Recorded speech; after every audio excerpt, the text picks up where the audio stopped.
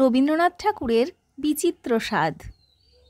আমি যখন পাঠশালাতে যাই, আমাদের এই বাড়ির গলি দিয়ে 10টা বেলায় রোজ দেখতে পাই ফেরিওয়ালা যাচ্ছে ফেরি নিয়ে। চুড়ি চাই চুড়ি চাই সে হাঁকে, চিনের পুতুল ঝুড়িতে তার থাকে। যায় সে চলে যে পথে তার খুশি, যখন খুশি খায় সে বাড়ি গিয়ে। 10টা বাজে 10:30 বাজে, নাইকো তারা হয় বা পাছে দেরি। ইচ্ছে করে সেলেট ফেলে দিয়ে অমনি করে বেড়ায় নিয়ে ফেরি। আমি যখন হাতে মেখে কালি ঘরে ফিরি 4:30 বাজে।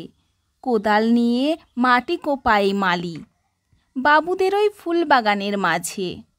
কেউ তো তারে মানা নাহি করে, কোদাল পাছে পরে পায়ের পরে।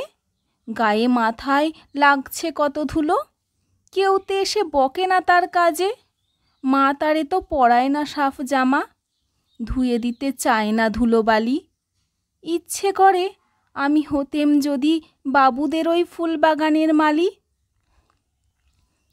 একটু বেশি রাত না হতে হতে মা আমারে ঘুম পাড়াতে চায়।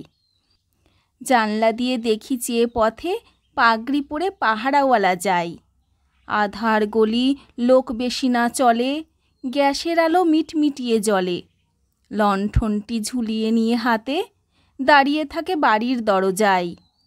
রাত হয়ে যায় 10টা 11টা, কেউ তো কিছু বলে না তার লাগি। ইচ্ছে করে পাহারাওয়ালা হয়ে গলির ধারে আপন মনে জাগি।